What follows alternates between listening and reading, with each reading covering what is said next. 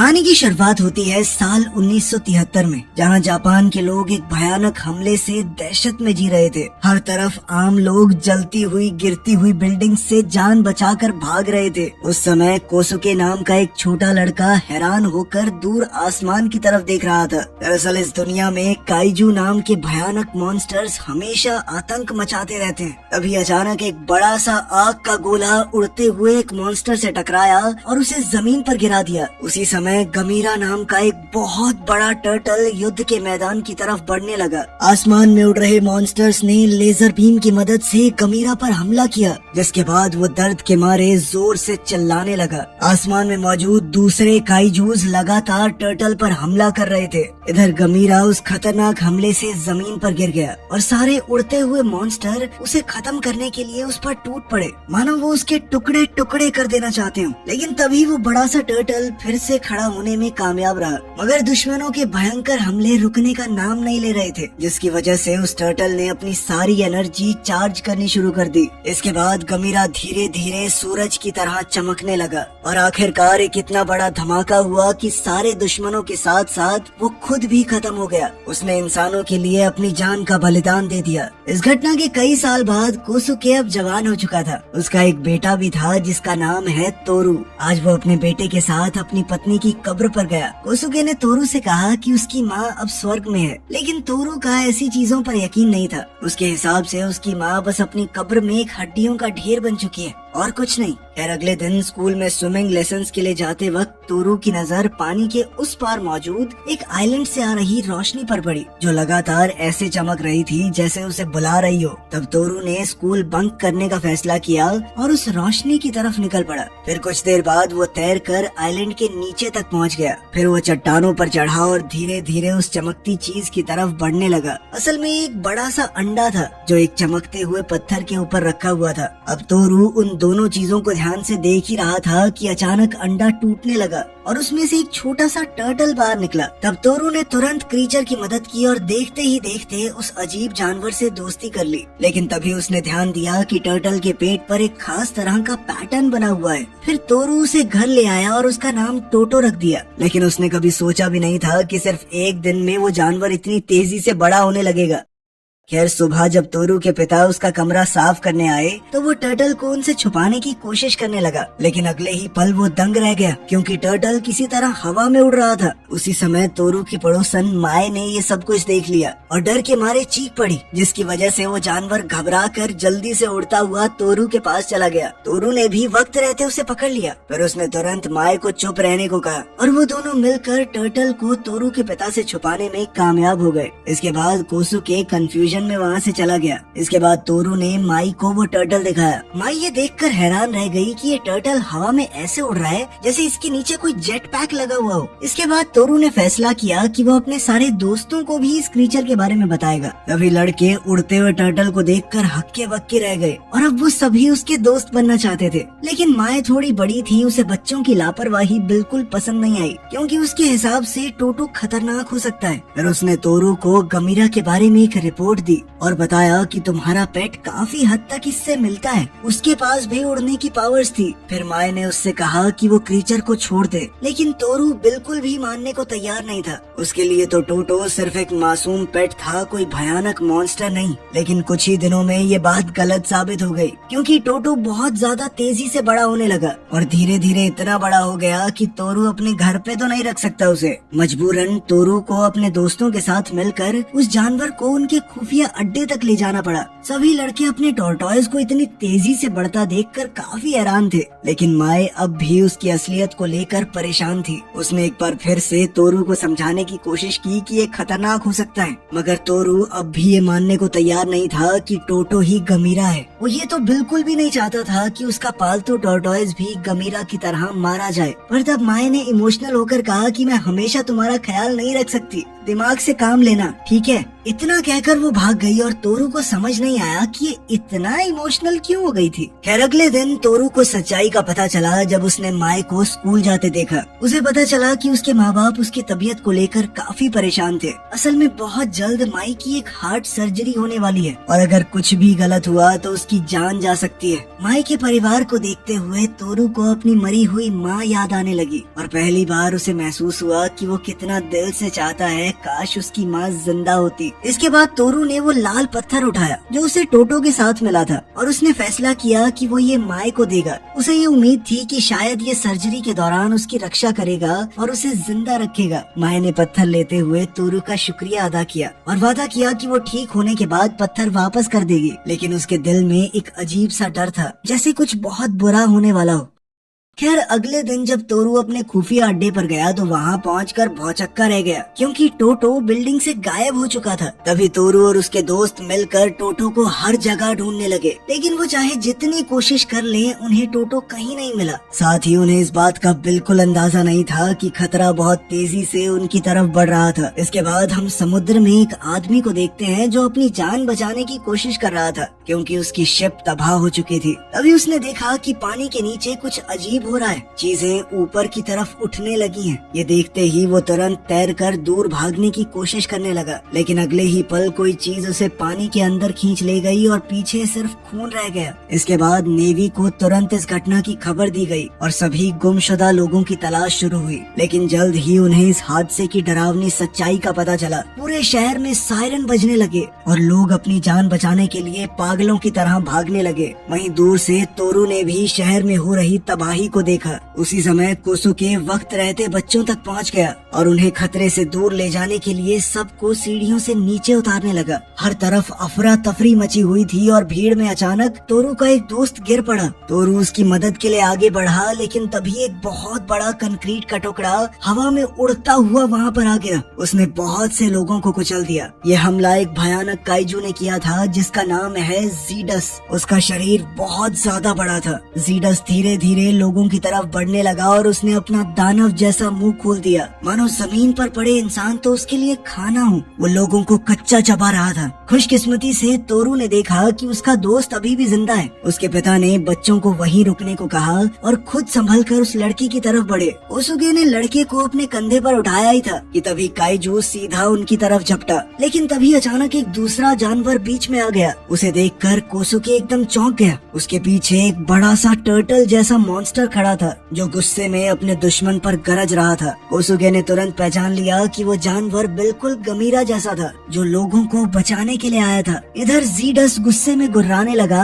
लेकिन टर्टल तुरंत उसकी तरफ दौड़ा और उसके पैर पर जोर से काट लिया, जिसके बाद जीडस दर्द से चिल्लाने लगा। फिर जीडस ने टर्टल को बार बार जमीन पर पटका ताकि उसे हटा सके और आखिर में उसे जोर से उड़ाकर एक बिल्डिंग पर दे मारा। लेकिन वो जल्द ही संभल गया और फिर से उठ खड़ा हुआ। उसी समय तोरू ने उस टर्टल के शरीर पर बना हुआ निशान देखा और उसे समझ आ गया कि ये तो उसका पेट टोटो ही है, जो असल में गमीरा का बेटा या फिर उसका पुनर्जन्म रूप था। अब तोरू तुरंत उसकी तरफ भागा ताकि टोटो की मदद कर सके, जबकि गमीरा को वो भयानक छिपकली धीरे धीरे कोने में धकेल रही थी। अब जीडस गुस्से में गुर्राया और अपनी पूंछ से टर्टल को इतनी जोर से मारा कि वो हवा में उड़कर पुल पर जा गिरा। लेकिन वो इतनी आसानी से हार मानने वाला नहीं था। जीडस अब फुर्ती से टर्टल की तरफ बढ़ा और आखिरी वार करने के लिए पुल के ऊपर चढ़ने लगा। फिर उसने अपनी जीभ से वार करके गमीरा को घायल भी कर दिया। अब टर्टल लगातार हमलों से बचने की कोशिश कर रहा था, जबकि धीरे धीरे पूरा पुल टूटने लगा। पर तभी अचानक से गमीरा ने उसकी जीभ ही पकड़ ली और फिर दुश्मन के चेहरे पर आग का गोला छोड़ दिया। इससे जीडस तुरंत घायल होकर पानी में जा गिरा। आखिरकार गमीरा ने ये लड़ाई जीत ली थी, लेकिन वो भी बुरी तरह से जख्मी हो गया था। तभी तोरू अपने दोस्त की तरफ भागा, लेकिन मिलिट्री ने उसे रोक दिया और पूरे इलाके को ब्लॉक करना शुरू कर दिया। इसके बाद फौजी उस बड़े से टर्टल को घेरने लगे, जबकि गमीरा बहुत मुश्किल से हिल पा रहा था। कुछ ही समय में फौज गमीरा को एक बड़े से ट्रक के ऊपर बांधकर वहां से ले गई। ये देखकर तोरू तुरंत अपने दोस्त की तरफ दौड़ पड़ा और बेहोश पड़े उस बड़े से टर्टल को देखता रहा। बेचारा तोरू ट्रक के साथ साथ भागता रहा। उसने बार बार टोटो का नाम पुकारा। टोटो ने भी एक बार बार के लिए उसकी आवाज सुनकर आंखें खोली, लेकिन इतने में फौजी उसे जल्दी से वहाँ से दूर ले गए। खैर बाद में जब तोरू अपने पिता के साथ शेल्टर पहुँचा तो उसने गमीरा की सच्चाई के बारे में पूछा तो कोसुके ने समझाया कि टोटो शायद उस काइजू का पुनर्जन्म है जिसने कई साल पहले इंसानों को बचाने के लिए खुद को कुर्बान कर दिया था। फिर उसने तोरू को चेतावनी दी कि उस जीव से ज्यादा लगाव मत करो क्योंकि वो इंसानों को बचाने के लिए मॉन्स्टर्स से लड़ता है। इस लड़ाई में एक न एक दिन वो मारा ही जाएगा। लेकिन तोरू ने इस बात को मानने से साफ इनकार कर दिया। इसी दौरान हम देखते हैं कि गमीरा को एक लैब में ले जाया गया जहाँ साइंटिस्ट उसकी जान बचाने की पूरी कोशिश कर रहे थे। उन्हें समुद्र के अंदर कई लाल पत्थर मिले और उन्होंने अंदाजा लगाया कि गमीरा की ताकत इन्हीं चीजों से जुड़ी हुई है। इसी वजह से उन्होंने उन पत्थरों को गमीरा के अंदर इंजेक्ट कर दिया।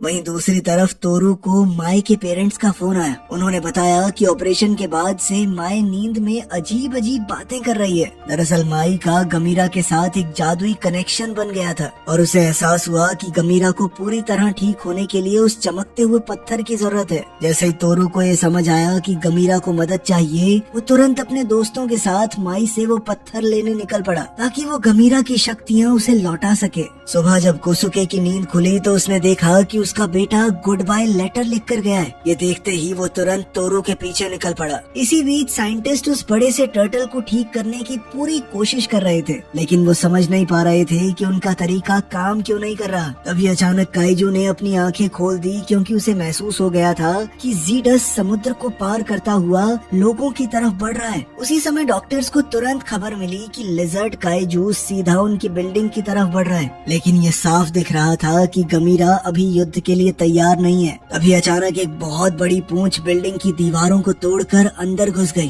और सबको जमीन पर गिरा दिया। पूरी बिल्डिंग धीरे धीरे गिरने लगी, जबकि गमीरा समझ गया था कि ज़ीडस पिछली लड़ाई खत्म करने लौट आया है। इधर लोग तुरंत बिल्डिंग से भागने लगे, लेकिन लिजर्ड मॉन्स्टर अपनी पूंछ से लैब को तबाह करने पे तुला हुआ था। अब बड़े बड़े कंक्रीट के टुकड़े धड़ाधड़ गिर रहे थे। इसी वक्त तोरू भी शहर पहुंच चुका था, लेकिन टीवी न्यूज़ देखकर उसे समझ आ गया कि मॉन्स्टर पूरे इलाके पर हमला कर रहा है। ये समझते ही कि माए के पास वाला पत्थर ही सबको बचा सकता है, तोरू तुरंत माए के पास हॉस्पिटल की तरफ दौड़ा। लेकिन वो ये नहीं जानता था कि हॉस्पिटल के सारे पेशेंट पहले ही एक दूसरे हॉस्पिटल में भेजे जा रहे हैं। उनमें माए भी शामिल थी जिसे उसके माँ बाप बाहर ले जा रहे थे। और तभी हम देखते हैं कि उसके पास रखा लाल पत्थर धीरे धीरे और ज्यादा चमकने लगा। समय रहते सभी डॉक्टर और मरीज हॉस्पिटल से निकल गए। दूसरी ओर गमीरा कंक्रीट के मलबे को तोड़कर बाहर निकल आया। अब वो पहले से काफी ज्यादा बड़ा दिख रहा था।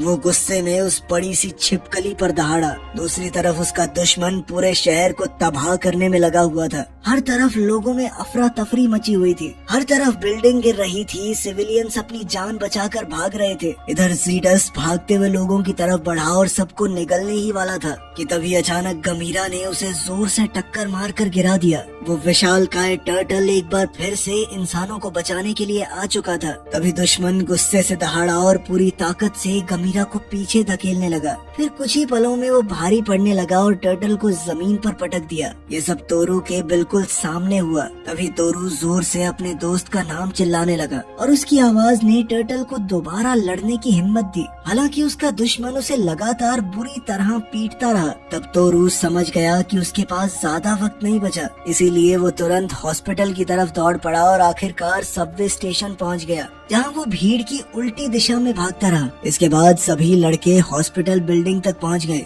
और बिना वक्त गवाए ऊपर की मंजिलों की तरफ दौड़ पड़े। लेकिन वहां उन्हें सिर्फ खाली बेड्स मिले। उन्हें माए कहीं भी नजर नहीं आई। एक अच्छी बात ये हुई कि तोरू को वहां अपने पिता मिल गए। कोसुके ने उसे और खतरा मोल लेने से रोकने की कोशिश की और कहा कि उस काइजू को भूल जाओ, लेकिन तोरू ने हार मानने से साफ इनकार कर दिया। वो गमीरा को उसके पूर्वज की तरह मरते हुए नहीं देखना चाहता था। वो तो उसके लिए उसका पेट टोटो ही है ना, इसीलिए वो फिर से मॉन्स्टर की तरफ दौड़ पड़ा। खैर कोसुके ने बाकी लड़कों को तुरंत रेफ्यूजी कैंप पहुंचने को कहा और खुद अपने बेटे के पीछे निकल पड़ा।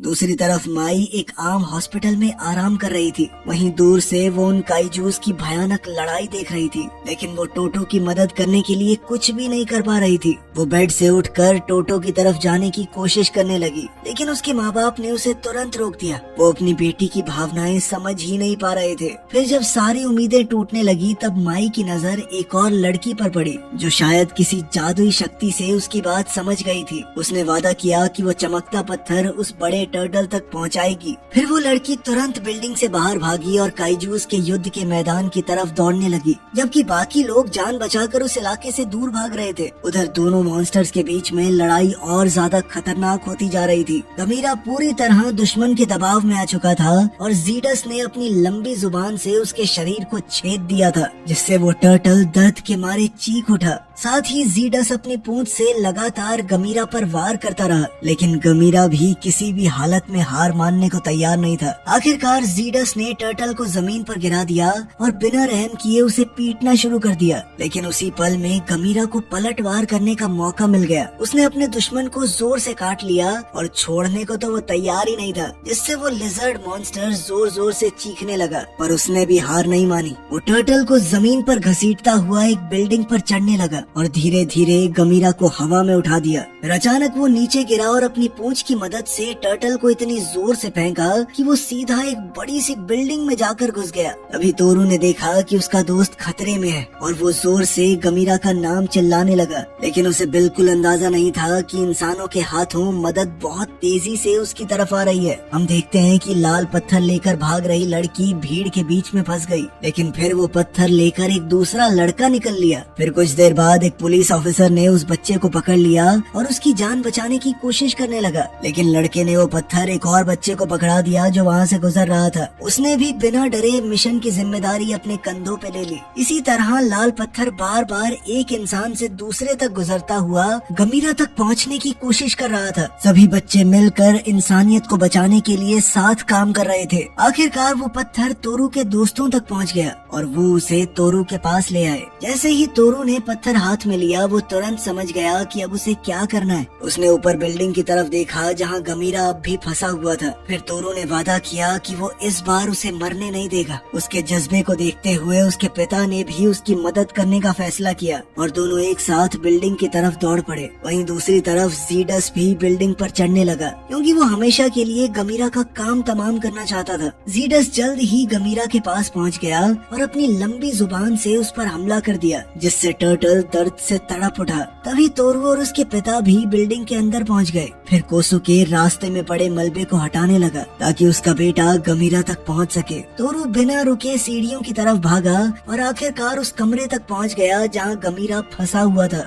अपने दोस्त की बुरी हालत देखकर उसका दिल टूट गया। गमीरा बुरी तरह जख्मी हो चुका था। तब तोरू ने उसे बताया कि मैं वो चमकता हुआ पत्थर लेकर आया हूँ ताकि तुम जिंदा रह सको। उसने अपनी आंखों से अपनी माँ को मरते हुए देखा है। अब वो दोबारा अपने किसी करीबी को मरते हुए नहीं देखना चाहता। लेकिन उसी वक्त अचानक से जीडस उनकी बिल्डिंग पर आ पहुंचा और अपनी पूंछ से जोरदार वार करके गमीरा को तोरू से दूर खींच लिया। ये देखते ही तोरू ने लाल पत्थर सीधा उसके मुंह में फेंक दिया और उसी पल गमीरा बिल्डिंग से नीचे गिरने लगा। एक बार के लिए लगा कि गमीरा का खेल खत्म, लेकिन कुछ पल बाद सच सामने आया। अपनी पूरी ताकत वापस मिलते ही गमीरा ने अपनी उड़ने वाली शक्ति का इस्तेमाल करके खुद को संभाल लिया था। इसके बाद गमीरा अचानक से आसमान की तरफ उड़ने लगा। उसकी ताकत से पूरा इलाका धूल और धुएं से भर गया। सारे बच्चे खुशी से उसे देखने लगे क्योंकि उन सब ने मिलकर उसे बचाया था। तभी गमीरा एक लट्टू की तरह घूमने लगा। अब वो तेजी से घूमते हुए मॉन्स्टर लिजर्ड की तरफ बढ़ रहा था। उसकी जोरदार टक्कर से दुश्मन दूर जा गिरा, जिसके बाद गमीरा भी सड़क पर उतरा। उसने पूरा मन बना लिया था इस लड़ाई को खत्म करने का, लेकिन तभी जीडस नीचे से अचानक उछल पड़ा और उसने गमीरा की गर्दन पर जोर से काट लिया। उसकी लंबी जुबान टर्टल के शरीर को चीरती हुई अंदर तक घुस गई। इस वार ने गमीरा को एक बार फिर से अपनी शक्ति चार्ज करने पर मजबूर कर दिया, जबकि तोरू अपने पिता के साथ पास की बिल्डिंग से पूरी लड़ाई देख रहा था। तभी फौजी तुरंत दोनों की तरफ दौड़े और उन्हें इस इलाके को छोड़ने के लिए कहने लगे, क्योंकि उन्हें लगा कि गमीरा फटने वाला आए, लेकिन तोरू ने अपने दिल से कहा कि इस बार ऐसा कुछ नहीं होगा। फिर लोग सांस रोक कर देखते रहे जब गमीरा ने दुश्मन को पीछे धकेल दिया। उसने उस छिपकली मॉन्स्टर की जुबान को जोर से पकड़ लिया और उसके टुकड़े टुकड़े करके बेरहमी से चीर डाला। इस दर्द की वजह से जीडस लड़खड़ाते हुए पीछे हटने लगा। आखिर में गमीरा ने अपने आखिरी हमले को तैयार करना शुरू किया। उसका शरीर पहले से भी ज्यादा चमकने लगा और उसके आसपास की हर चीज जलने लगी थी। अगले ही पल उसने एक बड़ा आग का गोला फेंका सीधा जीडस की तरफ। इस भयानक धमाके के साथ ही वो मॉन्स्टर लाखों टुकड़ों में उड़ गया। पीछे बची तो सिर्फ आग की लपटें। आखिरकार जीत हासिल करने के बाद गमीरा थकान से जमीन पर गिर पड़ा, जबकि पूरी मिलिट्री एक बार फिर से उसकी तरफ बढ़ने लगी उसे पकड़ने के लिए। लेकिन फौजी उस तक पहुंच नहीं पाए क्योंकि तोरू और उसके दोस्त उनका रास्ता रोक कर खड़े हो गए। बच्चे जोर जोर से चिल्लाते हुए कहने लगे कि उसने हमें आज बचाया है, उसकी आजादी मत छीनो। वो गमीरा को भागने के लिए कहने लगे। ओसुके ने भी फौजियों से कहा कि उसे जाने दो। धीरे धीरे और बच्चे मिलिट्री के सामने जमा होने लगे और सबने मिलकर अपने हीरो को इंसानों का गुलाम बनने से रोक दिया। फिर कुछ देर बाद गमीरा को होश आया। उस खास टर्टल ने एक आखिरी बार तोरू की तरफ देखा, फिर धीरे से खड़ा हुआ और दोबारा उड़ते हुए वहाँ से निकल गया। सब लोग आंखों में खुशी लिए उसे जाते हुए देख रहे थे और देखते ही देखते वो आसमान में गायब हो गया। वीडियो पसंद आई तो लाइक कर देना, चैनल को सब्सक्राइब कर लेना। मिलते हैं अगली वीडियो में।